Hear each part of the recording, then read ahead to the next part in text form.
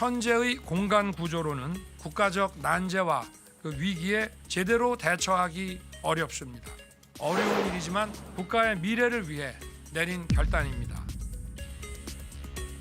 소통 강화를 내세우며 막올랐던 용산시대. 하지만 취임 2달 만에 지각 출근 지적이 나왔었죠. 윤 위원장의 주장이 거짓이라는 건 어느 누구보다 민주당이 잘 알 거라고 생각합니다. 대통령의 업무는 24시간 중단되지 않습니다. 출퇴근 개념 자체가 없습니다. 윤 전 대통령 측은 즉각 반박했지만 이후 용산 대통령실 앞엔 주술 의혹, 불통의 상징, 시민 불편 초래가 따라붙었고 윤석열은 취임과 함께 대통령실을 용산 국방부 청사로 대통령 관저를 한남동으로 이전하였습니다. 그 결과 대통령과 군이 밀착되는 여건이 조성되었습니다. 급기야 이렇게 대통령실과 군의 밀착 배경으로도 지목됐습니다. 이재명 정부의 청와대 복귀가 임박한 상황에서 윤석열 대통령실 비밀 진입로에 착공 전후 사진이 공개되는데요. 정말 지각 출근을 감추기 위해서 세금을 사용했던 걸까요? 용산 대통령실에 윤 전 대통령이 지각 출근하는 모습을 감추기 위한 비밀 통로가 있었다라는 주장이 민주당 윤건영 의원 등등을 통해서 나온 바가 있죠. 또 이를 뒷받침할 만한 사진이 추미애 의원실을 통해서 공개가 됐습니다. 사진 바로 좀 보여주시죠. 착공 당시 모습과 완공된 모습 두 가지 사진을 좌우로 보여드리고 있습니다. 보도를 보면 착공 시작은 2022년 7월 27일로 보도가 나오고 있습니다. 신영 의원님, 이거 야당이 윤 전 대통령 집권 초기부터 지각 출근 문제를 제기했었잖아요. 그 이후로 보입니다. 네, 22년 5월에 실제로 그때 윤호중 비대위 체제였거든요. 저도 그때 윤호중 원내 대변인이었습니다. 그렇기 때문에 윤 정권이 이제 출범하고 도어 스태핑 한참 하고 하면서 사고 나고 이런 방식으로의 사실은 저희가 야당 의원으로서의 그런 윤 정권을 비판하던 시점에 결국에는 윤석열, 아까 강인선 대변인 얘기했죠. 대통령은 출퇴근 시간 개념 없다. 정말 개념 없이 출퇴근하던 부분이지 않습니까? 결론적으로 말하면 가짜 출근 행렬하고 실제 출근하는 건 비밀리에 들어가야 되기 때문에 저런 비밀 통로를 만들었다. 더 분노스러운 거는 국방부 예산으로서 3억 8천만 원이 집행되면서 이 통로가 만들어졌다는 거잖아요. 결론적으로 22년 11월에 완공이 됐는데 그 시점이 하필이면 또 바이든 날리면으로 더 이상 우리 도어 스태핑 못한다고 중단 선언하고 나서 그다음에 이틀 후에 완공이 돼버립니다. 그래서 첫 해 윤석열 정권에서는 결국에는 출퇴근 개념 없이 했고 되는 거 하나도 없으니까 맨날 뭔가 도어 스태핑 하거나 외유성 갔다 오면은 계속해서 비판만 받고 그러니까 그때부터 술을 더 많이 드신 거 아닌가 이런 국민 불안이 윤 정권 1년 차 때부터 지속되고 더 악화된 거 아니냐에 대한 우려가 이렇게 정황으로 드러나는 것이죠. 예, 앞서 백다 앵커 브리핑에서도 잠깐 보셨지만 강인성 당시 대통령실 대변인이 24시간 대통령의 업무는 중단되지 않는다라고 하면서 지각 출근 의혹에 대해서 정면으로 반박한 바 있습니다. 김기흥 의원이 이 사안을 잘 아실 것 같아요. 출퇴근 동선 숨기기 위한 것이다라는 민주당의 주장 어떻게 보세요? 동선을 숨기는 게 아니고요. 대통령은 동선이 나오면 안 되는 겁니다. 그거는 윤석열 당시 대통령뿐만이 아니라 이재명 대통령도 마찬가지입니다. 기본 중에 기본이고요. 저는 좀 이 주장이 좀 당혹스러운 게 아침에 회의를 합니다. 아침 회의를 몇 시에 할까요? 일찍 하죠. 7시나 8시에 합니다. 그 사이 하는데 그때 대통령이 참석하는 경우가 있고 참석 안 하는 경우가 있습니다. 그 안 하는 경우에는 전화 통화를 해서 묻습니다. 그러니까 대통령은 비서실장 그리고 수석들한테 아침에도 전화 많이 합니다. 그리고 제가 때때로 회의자를 만들어서 보내면 텔레로 그거 확인합니다. 그렇다면 대통령실에서 출근했을 때는 일하는 거고 그때 그 수석이나 비서관한테 전화해서 확인하는 건 일을 하지 않는 건가요? 그게 아닙니다. 그리고 저 공사를 했던 그 장소가 기자실 옆입니다. 그래서 공사하는 거를 사람들이 가려져 있지만 어떤 의미의 공사인지 다 알고 있습니다. 그 출입로 공사라는 거 다 알고 있었습니다. 근데 그거를 은폐할 이유도 없고요. 그런 겁니다. 그리고 마지막으로 바이든 날리면 말씀하시는데요.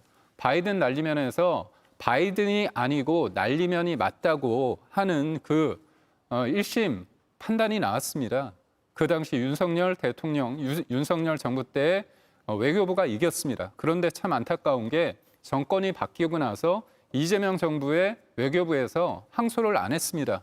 조정이 됐죠. 왜 그럴까요? 진실을 거부하는 겁니다. 그렇기 때문에 더 이상 바이든 날리면을 했을 때 그때 대통령이 했던 그 취지는 이른바 가르마가 타졌는데도 불구하고 그걸 계속 말하는 건 적절하지 않다고 봅니다. 예. 바이든 날리면으로 지금 토론을 할 건 아닌 것 같고요. 일단 다시 이 사진 비밀 통로 의혹으로 돌아가 보면 이동학 의원님. 네.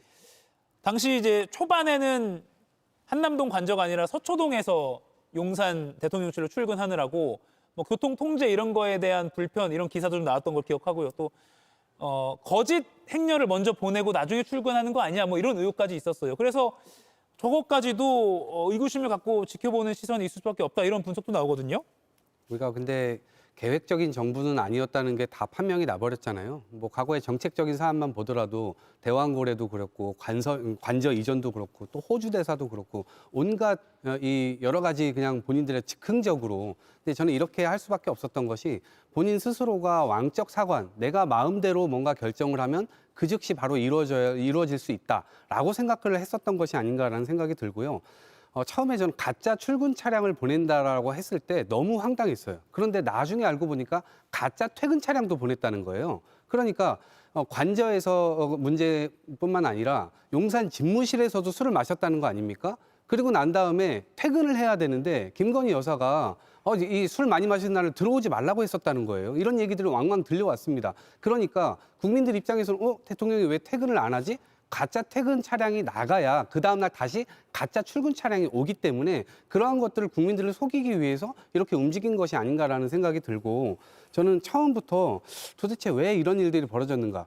그러니까 공적 마인드 자체가 없던 분이 어떻게 대통령이 됐는지, 그러니까 이 검증 부분이나 이런 것들을 다시 되돌아볼 필요가 있다라고 생각하고요. 그저 황당하다는 생각이 드는데 도대체 왜 가짜 차량, 가짜 출근 이런 것들이 필요한지 모르겠고 나중에 보니까 집무실에 사우나도 만들었다는 거 아닙니까? 그리고 대형 침대도 갖다 놓고 거기서 주무셨다는 거 아니에요. 일하느냐고 국민들을 위해서 시간을 쏟다 보니까 거기서 잘 수밖에 없었다. 그것은 이해가 돼요. 그런데 술 마시고 집에 못 들어가니까 거기서 잤다. 그러니까 거기다 사우나까지 만들어 놓는다는 것은 너무 황당한 거예요. 그래서 저는 이것은 국민의힘에서 이것을 방탄하고 뭐 실드 칠 것이 아니고 이것은 더 이상 이러한 지도자가 나타나면 안 되기 때문에 오히려 반성하고 성찰하는 모습을 보여주시는 게 좋지 않을까 생각합니다. 김용 의원님, 이 공사가 비밀 사업으로 지정이 됐었다고 해요. 이건 어떤 의미로 받아들여야 됩니까? 그러니까 대통령의 동선은 최고 보안 등급입니다. 보통 대통령은 아무리 가까운 동선을 이동하더라도 최소 2-3개의 플랜 B나든지 BC까지 만들어서 이동을 하게 돼 있습니다. 예. 그렇기 때문에 대통령 동선을 하나 추가적으로 더 만드는 것은 지극히 어찌 보면 비밀 업무로서 해야 되는 게 맞습니다. 충분히 비밀로 해야 될, 그리고 비밀로 반드시 해야 될 부분도 있습니다. 그런데 제가 조금 송구스럽게 생각하는 점은 이 비밀스럽게 해야 되는 사업이 당연함에도 불구하고 이러한 과정을 설명함에 있어서 저희들의 목소리, 국민의힘과 윤석열 대통령 측의 목소리가 마치 변명처럼 들리는 이런 상황에 직면했다는 점에서는 저도 국민의힘 입장이지만 굉장히 송구스럽다는 점을 말씀드리겠습니다. 예.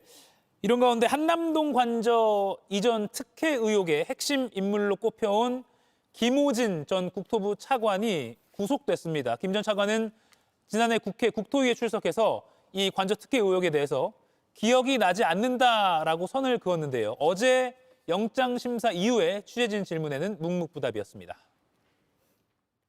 아직도 21g을 누가 추천했는지 기억이 나지 않습니까? 기억이 안 나니까 말씀을 못 드리는 네. 것 저도 안타깝습니다. 그럼 김건희 여사가 추천했습니까? 그런 사실이 없습니다. 그거는 사실이었고 기억은 나지 않는다. 정말 아니, 이상하네요. 관저 부분은 상당히 후순 일이었습니다. 예, 그래, 중요한 일이긴 후순위라고요? 했지만 그 당시에는 집무실 이전, 용산에 있는 집무실 이전이 더 급선무였습니다. 네. 업체 선정에 김건희 여사가 개입 없었다고 말씀하셨는데 입장 그대로신가요? 한 말씀만 좀 해주시죠. 예.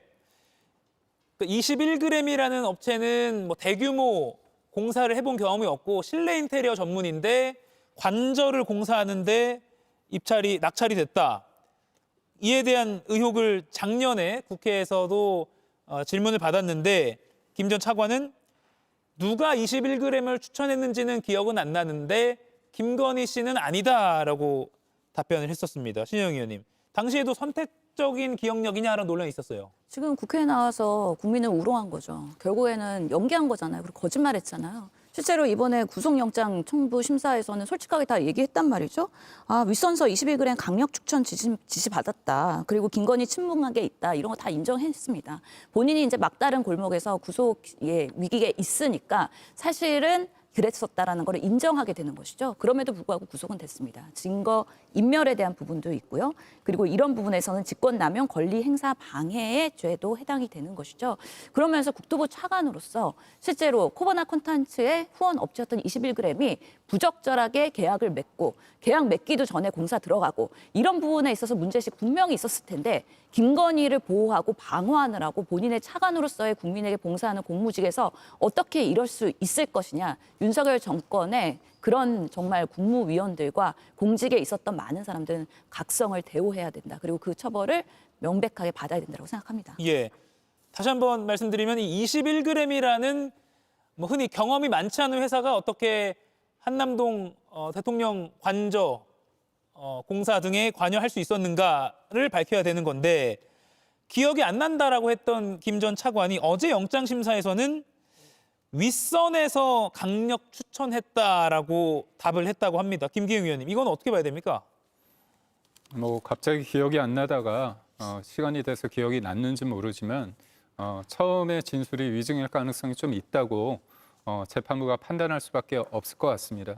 그러다 보니까 영장이 발부가 된 거죠. 증거인멸의 가능성이 있다고 보고 제가 볼 때는 지금까지 검찰이 수사기관이 수사한 내용이 맞다는 전제로 한다면 이 부분에 있어서는 명확하게 월권을 했고 그다음에 무엇보다도 자격이 없는 업체, 근데 그 업체가 김건희 여사가 코바나 콘텐츠 관련해 가지고 전시회를 했대. 그 전시 공간을 만들어줬던 업체라고 한다면 분명히 그거는 뭔가 특혜성 어떤 계약이 아닌가에 대한 국민적 어떤 공감대가 형성되지 않기 때문에 저는 이거는 사과를 해야 될 부분이다 이렇게 봅니다. 예, 이동학 의원님 어떻게 보세요? 그러니까 면허도 자격도 없는 업체가 하늘에서 갑자기 떨어져서 이분들이 이 업체를 그냥 선정했을 리가 없잖아요. 윗선이라고 한다면 당연히 김건희 씨가 연루가 되어 있을 것이라고 보고 직접적으로 안 했다 하더라도 우리가 지금 이 정권이 어떻게 운영됐는지를 이제는 다 알게 됐잖아요. 비화폰 썼고요. 인사에 가담을 했고요. 그리고 실제로 장관들에게도 뭐 자료 요구하고 뭐 지시하고 이런 것들이 지금 다 나오지 않았습니까? 그게 국정원장과도 그렇게 하고 법무부 장관도 그렇게 하는데 하물며 이 지금 몇십억 정도 들어가는 이 관저 부분에 대해서 이건 아무것도 아니었을 겁니다. 그런 차원에서 김건희 여사일 것이라는 강력한 추측이 있는데 여전히 그냥 윗선이라고 하는 것만 지금 얘기를 하고 있거든요. 저는 구체적으로 알고 있을 것이라 보고요. 대국민 거짓말 그만하고 그냥 그 석자, 이름 석자를 그냥 얘기하시는 게 어떨까 싶습니다. 예, 이 윗선 과연 누굴지 재판부가 밝혀낼 수 있을지 한번 지켜봐야 할 것 같습니다. 이재명 대통령의 이 대통령실은 곧 용산 시대를 마무리하고 청와대 이전 막바지 작업에 들어섰습니다. 이 대통령이 후보 시절에 청와대에 대해서 이렇게 이야기한 적이 있습니다. 지금 청와대가 제일 좋아요. 아주 오래 썼고 상징성도 있고 문화적 가치도 있고 거기를 안 쓸 이유가 없어요. 안보 문제도 그렇고 거기가 최적입니다. 최대한 빨리 청와대를 보수하고 그리고 가야죠.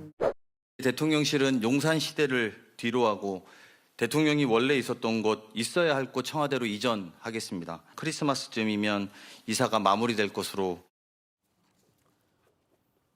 예, 그런가 하면 보도들에 따르면 대통령실 3실장 등 주요 참모진과 대통령이 한 건물을 쓸 예정이다라고 보도가 나오고 있습니다. 김윤영 의원님, 이거 어떤 의미로 봐야 합니까?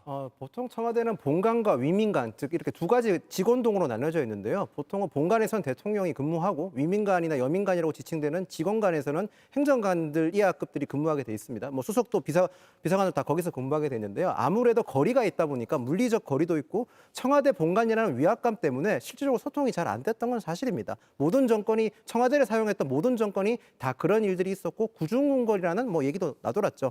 그래서 저는 이재명 대통령이 위민 일간에서 그러니까 위민간에서 직원들과 함께 근무하는 건 바람직한 일이라고 생각을 합니다. 하지만 현실적으로 위민간이 굉장히 노후화돼 있고 낡아 있습니다. 제가 처음 청와대 근무할 때 지를 잡았고 빗물이 샜던 적도 있었습니다. 그런 점까지 충분히 고려해서, 왜냐하면 국정을 운영하는 거지 않습니까? 국민들에게 이재명 대통령이 위민간 수술리를 필요하다면 예산 같은 경우는 좀 더 솔직하게 진솔하게 어떤 게 더 필요한지 얘기하시는 모습이 좀 필요하지 않나, 그런 말씀을 충원 차원에서 드리겠습니다. 예. 쥐를 잡은 경험담까지. 오래됐다 낡았다라는 건 이게 여야를 떠나서 공통된 의견이니까요. 19년도에 만들어졌습니다. 예, 그러니까요. 한번 또 보수봉사가 좀 진행되고 있고 또 마무리가 된다고 하니까 지켜보겠습니다. 오늘 네 분과의 토론은 여기서 마무리하겠습니다. 고맙습니다. 이가혁 라이브를 시청해 주셔서 고맙습니다. 이가혁 라이브는 평일 오후 5시 TV와 유튜브로 실시간으로도 함께 하실 수 있습니다.